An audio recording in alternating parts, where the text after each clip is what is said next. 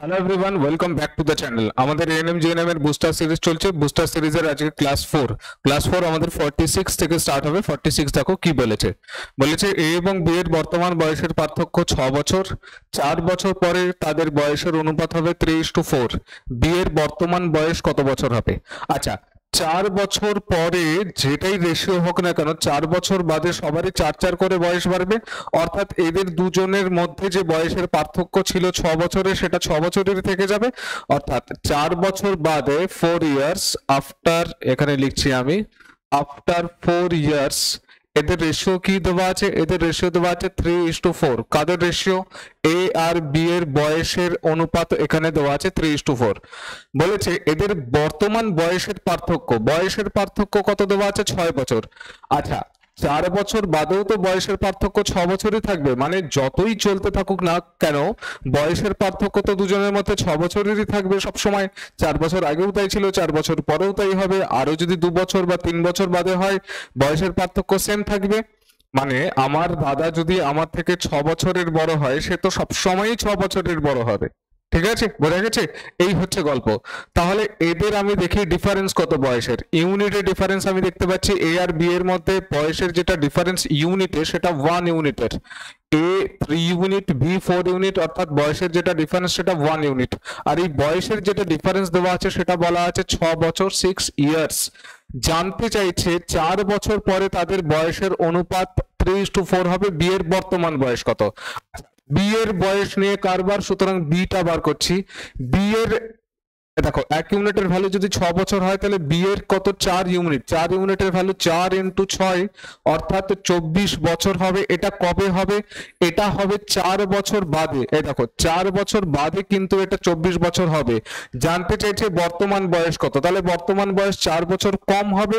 অর্থাৎ 24 থেকে যদি 4 আমি মাইনাস করি, 20 ইয়ার্স হবে তোমার correct answer. That is option D will be the correct answer. ঠিক আছে, একদম সহজ ছিল, পুরো কনসেপশনের অঙ্ক বুঝতে পারলে খুব সহজ। নেক্সট 47 দেখো, বলেছে এক ব্যক্তির বেতন প্রথমে 10% কমিয়ে তারপরে আবার 10% বাড়ানো হলে তার বেতন শতকরা কত শতাংশ কমবে বা বাড়বে?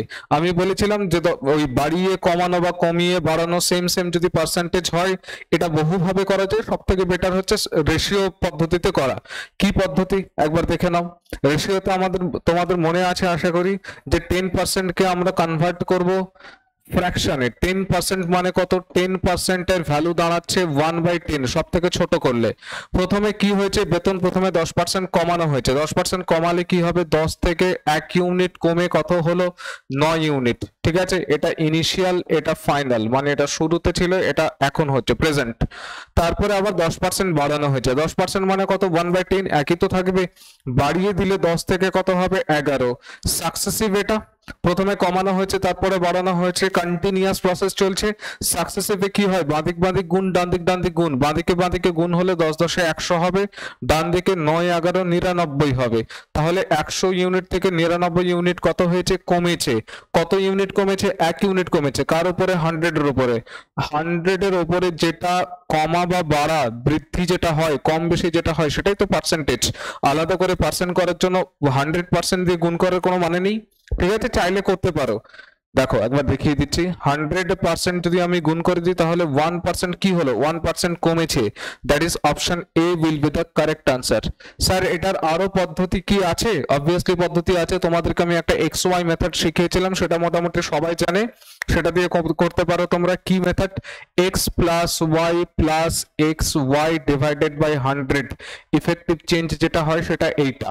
ঠিক আছে, আমি সূত্র রেকমেন্ড করি না, তো তোমরা রেশিওতেই করার চেষ্টা করো। আগের সিরিজগুলো দেখবে, তাহলে আরো ভালো বুঝতে পেরে যাবে। আমি এখানে সবটা বুঝিয়েই বলেছি। নেক্সট 48 বলেছে একটি আয়তক্ষেত্রের পরিসীমা 34 সেন্টিমিটার এবং ক্ষেত্রফল 60 বর্গ সেন্টিমিটার হলে আয়তক্ষেত্রের প্রতিটি কর্ণের দৈর্ঘ্য কত? আচ্ছা, আয়তক্ষেত্রের পরিসীমা দেওয়া আছে 34 সেন্টিমিটার। পরিসীমা মানে কি? দুটো দৈর্ঘ্য ওর মধ্যে আছে এবং দুটো প্রস্থ ওর মধ্যে আছে। অর্থাৎ 2 × l প্লাস b এর ভ্যালু দেওয়া আছে 34। 2 × l প্লাস b, তার ভ্যালু দেওয়া আছে 34। এখান থেকে l প্লাস b এর ভ্যালু 17 তো পাচ্ছি। এক নম্বর ইকুয়েশন দিয়ে রেখে দিলাম। ক্ষেত্রফল বলেছে 60 বর্গ সেন্টিমিটার। ক্ষেত্রফল মানে কি? দৈর্ঘ্য ইনটু প্রস্থ, that is L into B, সেটার ভ্যালু দেওয়া আছে 60। এটা 2 নম্বর দিয়ে রেখে দিচ্ছি, ঠিক আছে? এটা 2 নম্বর গেল।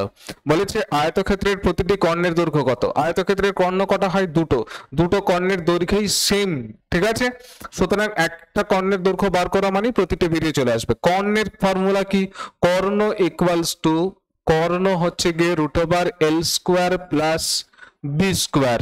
এখন এইটাকে ভাঙিয়ে এই দুটোকে কাজে লাগাতে হবে। এল স্কোয়ার প্লাস বি স্কোয়ারকে যদি আমরা ভাঙাই, এ স্কোয়ার প্লাস বি স্কোয়ারের দুটো সূত্র আছে, একটা a plus B whole square minus 2ab, একটা a minus B whole square plus 2ab।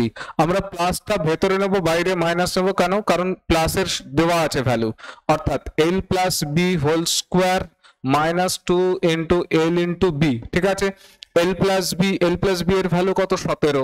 17 এর যদি স্কোয়ার বসিয়ে দিই, একবারে করে দিচ্ছি, 289 হবে এখানে, minus L into B 60 into 2 মানে 120। 289 থেকে যদি 120 মাইনাস করে দিই, এখানে 69 আর এখানে 1 মানে 169 দ্যাট ইজ 13 হবে। প্লাস মাইনাস 13 হতো, যেহেতু দৈর্ঘ্য কখনো নেগেটিভ হয় না তাই শুধুই প্লাসটা নেওয়া হয়েছে। 13 সেন্টিমিটার হচ্ছে গিয়ে তোমার কর্ণের দৈর্ঘ্য, that is option C will be the correct answer. বোঝা গেছে? ভালো অঙ্ক এটা। নেক্সট 49 কি বলেছে? আয়তক্ষেত্রের দৈর্ঘ্য 30% বৃদ্ধি এবং প্রস্থ 30% হ্রাস পেলে ক্ষেত্রফল কত বৃদ্ধি পাবে বা হ্রাস পাবে? তোমরা ওই যে 30% কে মানে 3/10 যেভাবে রেশিওতে এক্ষুনি করে এলাম আগের অঙ্কটা, এই যে এটা, ঠিক আছে? 10% কে 1/10, একই রকম ভাবে 30% কে তোমরা 3/10 এরকম ভাবে করতে পারো, কিংবা ডাইরেক্ট সূত্রে ফেলতে পারো। আমি বলেছিলাম যে 30% বৃদ্ধি সমান সংখ্যক যদি বৃদ্ধি পায়, সমান সংখ্যক যদি কমে, তাহলে আলটিমেটলি কমবে। কতটা কমবে? x স্কোয়ার বাই 100, এত পার্সেন্টেজ। মনে আছে তোমাদের এই সূত্রটা? x স্কোয়ার বাই 100, যদি না মনে থাকে শুনে নাও। x এর ভ্যালু কি? যে এই যে 30%, ঠিক আছে? যেটা বাড়ছে বা কমছে, এখানে কিন্তু শর্ত একটাই যে সমান পরিমাণ বাড়তে বা কমতে হবে। 30% বেড়েছে, 30% কমতে হবে। 30% বেড়ে যদি 20% কমে, তাহলে ওই যে xy ওই সূত্র দিয়ে করতে পারো। সব থেকে বেস্ট হচ্ছে রেশিও মেথডে করা, ঠিক আছে? যেহেতু এখানে সূত্র খেয়ে যাচ্ছে, আমি একবারে লাগিয়ে দিচ্ছি সূত্র। x এর ভ্যালু কত? এখানে 30, তাহলে 30 এর স্কোয়ার কত? 30 এর স্কোয়ার মানে 900, 30 ইন্টু 30 একবারে করে দিলাম, ডিভাইডেড বাই 100, 0 0 0 0, তাহলে 3 এ 3 9, এই 9% কি হবে? হ্রাস হবে। সব সময় এটা হ্রাস পায়, that is option D will be the correct answer, 9% হ্রাস পাওয়া, ঠিক আছে? 49 গেল। নেক্সট দেখো। নেক্সট বলেছে 50 নম্বর, একটি সংখ্যা এবং তার বর্গের যোগফল 132, সংখ্যাটি কত? আচ্ছা, সংখ্যাটা আমরা জানি, সংখ্যাটা জানি না। সংখ্যা যদি না জেনে থাকি তাহলে আমরা কি করব? ভ্যারিয়েবল ধরবো। Variable X Y Z P Q R S, যা খুশি তাই ধরতে পারো। আমরা এক্স ধরে নিচ্ছি। সংখ্যাটা কি? সংখ্যাটা হচ্ছে এক্স ধরে নিচ্ছি। বলেছে ওই সংখ্যা এবং তার বর্গের যোগফল, বর্গ মানে স্কোয়ার, এক্স প্লাস এক্স এর স্কোয়ার ইকুয়ালস টু, সেটার যোগফল কত বলেছে? 132। এবারে এটা সব থেকে বেটার হচ্ছে হিট অ্যান্ড ট্রায়ালে করা। অপশন গুলো বসাবো, বসিয়ে চেক করব। এক্স এর যদি আমি এখান থেকে কমন নিয়ে নিই, তাহলে এটা আসবে কত? এক্স প্লাস 1, ঠিক আছে? ইকুয়ালস টু কত? 132। এখন এক্স এর জায়গায় ভ্যালু বসাবো, যদি বাঁদিক গুণ হয়ে 132 চলে আসে, তাহলে যেটা ভ্যালু বসে আসবে সেটাই আনসার হবে। দেখো, তুমি যদি বেসিক একবার বুঝে নাও, তাহলে 10 যদি একবার আমি বসিয়ে দেখি এক্স এর জায়গায় 10, তাহলে 10 ইন্টু এটা কত হবে? এটা হবে 11। 10 11 গুণ করে হয় 110। 132 হচ্ছে না, স্যাটিসফাই করছে না। 11 বসিয়ে দেখছি।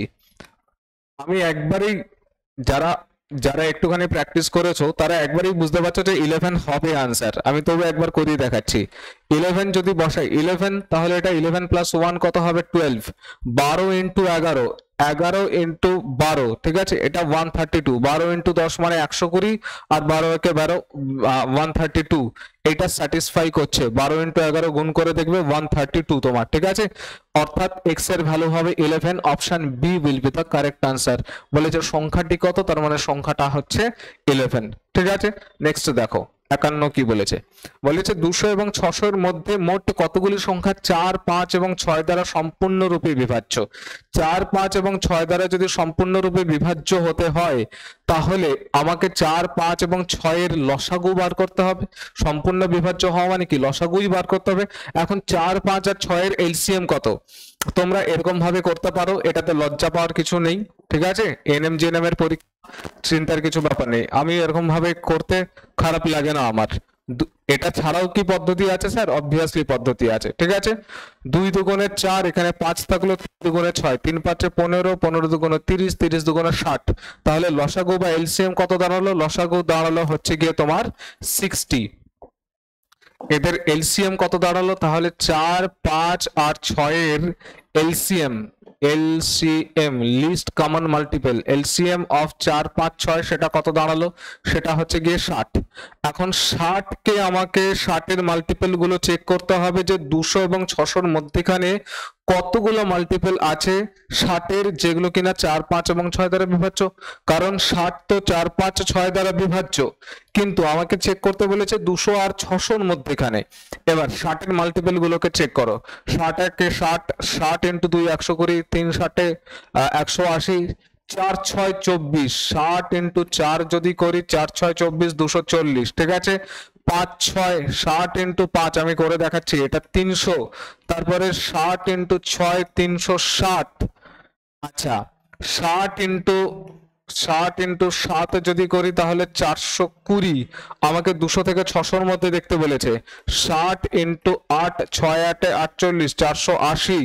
আর 60 ইনটু 9 6 9 54, 540, 6 10 600 মধ্যখানে দেখতে বলেছে। সুতরাং এই যে 1টা 2টো 3টে 4টে 5টা 6টা সংখ্যা আছে যেগুলো তোমার 200 এবং 600 এর মধ্যবর্তী। স্যার 600 কেন নিলেন না? কারণ 600 তো এক্সাক্ট 600 হয়ে যাচ্ছে না, ওর মাঝখানে ইন্টারভ্যালের মাঝখানে নিতে বলেছে, বোঝা গেছে? অর্থাৎ 6টা হবে তোমার এখানে সংখ্যা যেগুলো এক্স্যাক্টলি 4, 5 এবং 6 দ্বারা বিভাজ্য, ঠিক আছে? বোঝা গেছে আশা করি। নেক্সট দেখো, নেক্সট 52 কি বলেছে? 3, 7 এবং 9 এর চতুর্থ সমানুপাতি নির্ণয় করো। চতুর্থ সমানুপাতি আমরা জানি না, x ধরে নেব। তাহলে 3, 7 আর 9 এর চতুর্থ সমানুপাতি আমরা ভাবছি x। সমানুপাত যদি হয় তাহলে আমরা জানো যে 3:7 সমানুপাতি হবে কার সাথে? 9:x এর সাথে। এটাকে যদি আমি একবারে লিখতে চাই তাহলে 3/7 ইকুয়ালস টু কত? 9/x। কাটাকুটি করলে 3 এর 3 এর 9, x এর ভ্যালু 3 7 21, x এর ভ্যালু 21 সমান অনুপাতে থাকা। That is option A will be the correct answer, ঠিক আছে। 53 দেখো, বলেছে বার্ষিক সুদের হার 3:3/4% থেকে বেড়ে 3.3/4, বুঝতে পারছো তো? 3:3/4% থেকে বেড়ে 4% হওয়ায় কোনো ব্যক্তির বার্ষিক আয় 60 টাকা বেড়ে গেল। ওই ব্যক্তির মূলধন কত? কত বেড়েছে দেখো, 3:3/4% মানে ওটা 3.75, ঠিক আছে। 3/4 কে তোমরা পয়েন্টে কনভার্ট করে দেখবে, ওটা 3.75। 3.75% তুমি সুদ পাচ্ছিলে, রেট অফ ইন্টারেস্ট এটা ছিল। এখান থেকে বেড়ে কত পাচ্ছ? এখান থেকে বেড়ে পাচ্ছ 4%। তাহলে কত পার্সেন্টেজের চেঞ্জ এলো? স্যার 0.25%-এর চেঞ্জ এসছে। এই 0.25% বেড়েছে ইন্টারেস্ট 1 বছরে, তার জন্য এক বছরে কত টাকা পাচ্ছ এক্সট্রা? 60 টাকা। তাহলে প্রিন্সিপাল কত হয়? প্রিন্সিপাল তো 100% সরল সুদের চ্যাপ্টার ওয়াইজ করিয়ে রেখেছি, মনে আছে? এনএম জেএনএম দেখে নেবে প্লেলিস্ট, ওখানে প্লেলিস্টের মধ্যে আছে সরল সুদের এনএম জিএনএম এর জন্য, পার্টিকুলারলি এনএম জিএনএম এর জন্য আমি করেছি, অঙ্ক করে রাখা আছে, তোমরা দেখে নেবে ওখানটাতে। আচ্ছা 0.25% এক্সট্রা পাচ্ছে, তার জন্য টাকা কত পাচ্ছে? 1 বছরে 60 টাকা বেড়ে গেল। দেখো তাহলে 0.25% আর সেটার ভ্যালু কত বলা আছে? সেটার ভ্যালু বলা আছে 60 টাকা। আচ্ছা প্রিন্সিপাল কত হয়? প্রিন্সিপাল হয় 100%, অর্থাৎ 100% এর ভ্যালু আমাকে বার করতে হবে। 1% এর ভ্যালু তো কম হবে, 60 ডিভাইডেড বাই 0.25, আর 100% এর ভ্যালু কত হবে? এর সাথে জাস্ট একটা 100 গুণ হবে। আচ্ছা পয়েন্ট তোলার জন্য ওপরে একটা 100 গুণ, এই আরেকটা 100 কিন্তু আছেই, বুঝতে পারছো তো? এই জায়গাটা একটু অন্য রকমের হয়ে গেল, আমি একবার ভালো মতন করে লিখি। 60 ডিভাইডেড বাই 0.25, 100-র জন্য একটা আরো একটা 100 গুণ হবে, ঠিক আছে। পয়েন্ট যদি আমি তুলে দিই তাহলে এই দুটো জিরো আরো লেগে গেল, ঠিক আছে। 25 দিয়ে 100 কে কাটলে 4 25 100 হয়, দুটো জিরো থাকলো। 60 ইন্টু 400, 6 ইন্টু 4 24, 24 পরে একটা আর এদিকে দুটো জিরো, 1 2 3, তিনটে জিরো, 24,000 টাকা। That is option B will be the correct answer. ঠিক আছে, সহজ অঙ্ক ছিল, একদম সরল সুদের অঙ্ক এটা। নেক্সট 54 বলেছে একটি নির্দিষ্ট পরিমাণ টাকা যৌগিক সুদের হারে 6 বছরে দ্বিগুণ হয়, একই সুদের হারে কত বছরে মূলধনটি 16 গুণ হবে?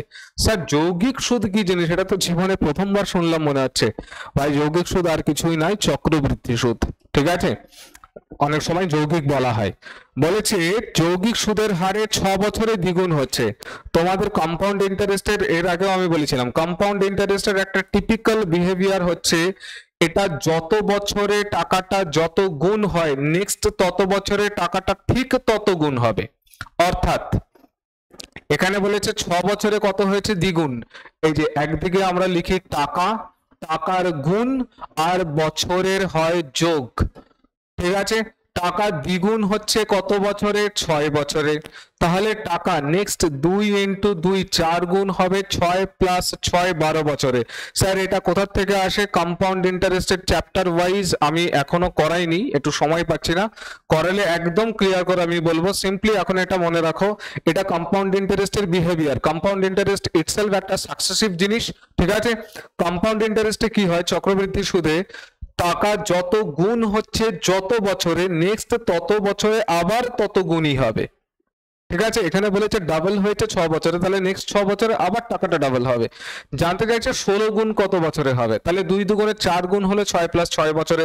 16 গুণের জন্য 2 ইন্টু 2 4, 4 দুগুণে 8, 8 দুগুণে 16, তাহলে 4টা যদি গুণ হয় তাহলে 4টা বছরের যোগ হবে 6 প্লাস 6 প্লাস 6 প্লাস 6, 4 6 24 বছর তোমার এখানে হচ্ছে গিয়ে কারেক্ট আনসার।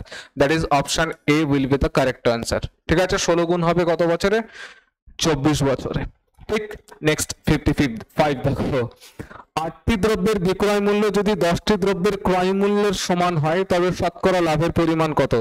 সব থেকে সোজা অঙ্ক এটা, প্রফিট লসের। ঠিক আছে, কিছু না, যেটা বলেছে সেটাই তুলে অ্যাজ ইট ইজ লিখে দিয়ে সিপি আর এসপি মানে কস্ট প্রাইস আর সেলিং প্রাইসের রেশিও যদি আমি বার করতে পারি তাহলে লাভ বা লসের পরিমাণ আমি বার করে দিতে পারবো।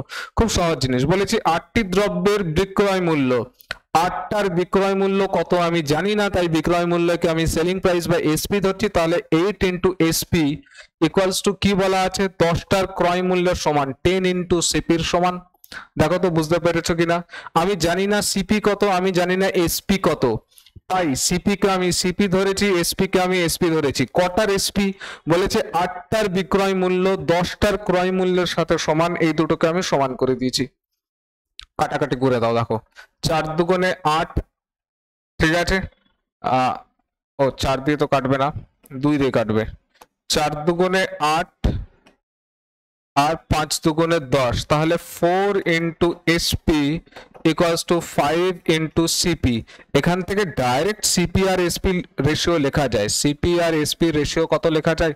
দেখো সিপি কত? সিপি 4 আর এসপি কত? এসপি হচ্ছে গিয়ে 5, সিপি 4, এসপি হচ্ছে গিয়ে 5। স্যার বুঝলাম না, কিছুই ব্যাপার না, তুমি সিম্পলি সিপি বাই এসপি করো বা এসপি বাই সিপি করো। এখানে এসপি আছে, দেখো এসপি ডিভাইডেড বাই সিপি যদি করি তাহলে এখানে 5 ডিভাইডেড বাই 4 পড়ে থাকলো। এসপি 5 ইউনিট, সিপি কত? 4 ইউনিট, সেটাই তো লিখেছি আমি।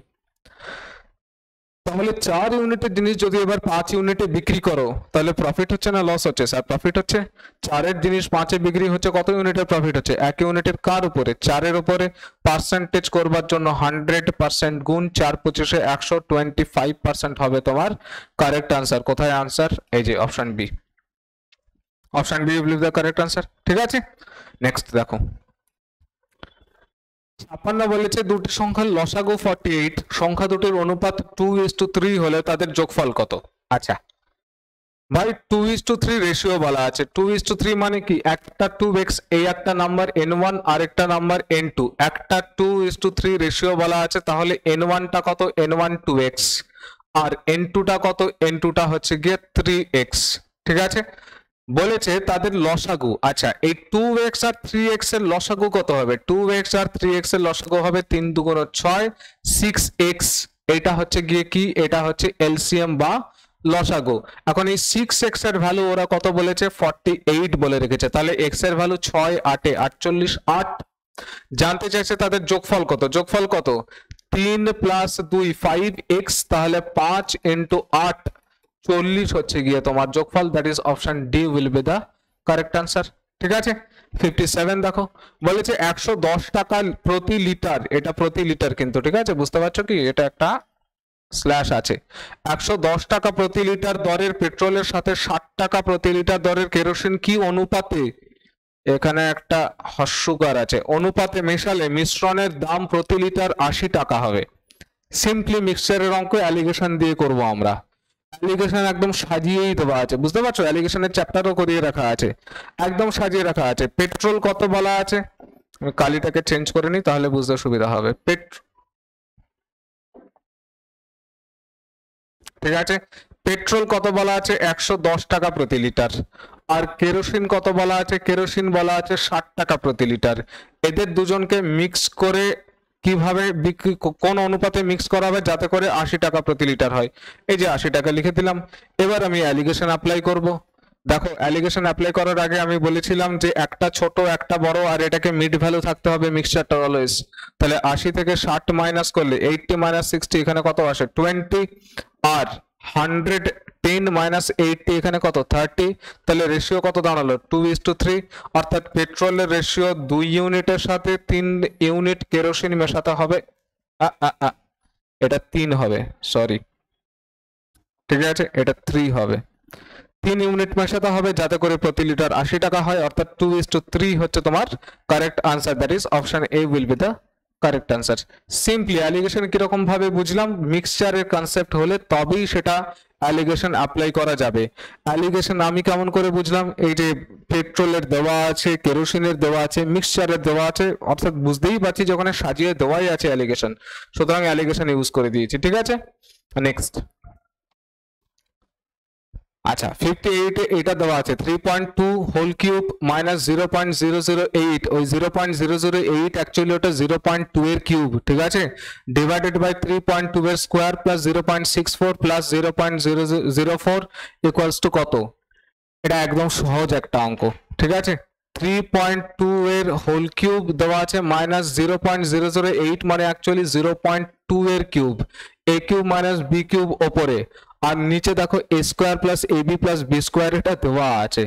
3.2 এ square plus A B 0.64, 3.2 into 0.2 গুণ করলে এটা 0.64 আসে, প্লাস বি স্কোয়ার মানে 0.04, বি হচ্ছে যে এটা, এ কিউব মাইনাস বি কিউবের সূত্র কি, এ কিউব মাইনাস বি কিউবের সূত্র হচ্ছে এ মাইনাস বি, মানে 3.2 minus 0.2, 3.2 minus 0.2 a minus b into a square, এই যে এটা 3.2, এটাকে সেকেন্ড ব্র্যাকেট দিই, 3.2 whole square a square plus ab 0.64 আসবে ইন্টু 0.04 আসবে, এটাকে গুণ করলে ডিভাইডেড বাই এই যে এটা আছে 3.2 এর স্কোয়ার প্লাস 0.64 প্লাস 0.04।